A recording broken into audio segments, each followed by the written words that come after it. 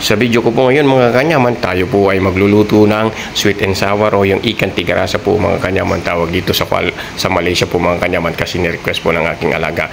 Ayan po yung hiniwa ko po yung isda natin para pumasok po yung lasa ng asin mga kanyaman. Piprituin po kasi natin ng half cook yan mga kanyaman, tulad po ng nakikita nyo. And then habang nagpupirito po natin ng isda mga kanyaman, mag-prepare na po tayo ng ibang sangkap po niya, tulad ng bawang, sibuyas, pineapple, yung pinya po, and then may carrots pa po yan mga kanyaman, and bell pepper po at pipino po. Yung dito po kasi yung sweet and sour po nila, nilalagyan nilang bell pepper. So ayan na po, gigisayin na po natin yung magkaibigan walang iwanan, yung bawang at sibuyas po mga kanyaman. At nilagyan ko din po pala ng konting luya yan mga kanyaman, para kahit paano hindi po maano yung lansa ng isda. Ayan po, palabasin lang po natin yung aroma po ng bawang, sibuyas at luya hanggang sa maamoy po ni Aling Marites. At siya naman po ang magugutom ngayon sa lulutuin natin mga kanyaman. Ayan po, nilagay na natin yung carrots natin, sasangkotso po natin yung kanyaman at sasabawan na po natin yan mga kanyaman, tulad po ng nakita nyo mga kanyaman. Ayan na po, nangangamoy na po yung ating niluluto mga kanyaman. Titimplahan po na natin ng paminta po yan, at saka po yung mag-sarap po mga kanyaman yan, tulad ng nakita nyo. At lalagyan po natin ng konting oyster sauce yan mga kanyaman. At pagka sa puntong yan mga kanyaman, nilagay na po natin yung pipino natin at saka yung pinya po natin.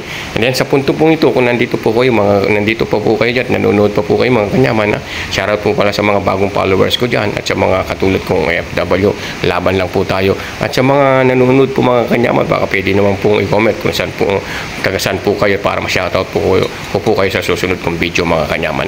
Ayun na po, at palalaputin po natin, nagano po ako ng konting arena po dyan mga kanyaman, para makita po malapot yung ano natin, yung sabaw po mga kanyaman.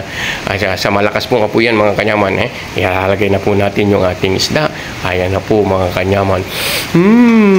Ang sarap po ng amoy, at panigurado si Aling Marites na kapitbahay natin, magte-text na naman po yan sa atin, magchat-chat po yan kung ano yung niluluto ko ngayon.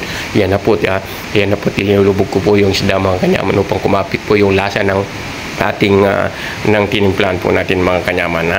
Ayan na po, titiplating na po natin mga kanyaman.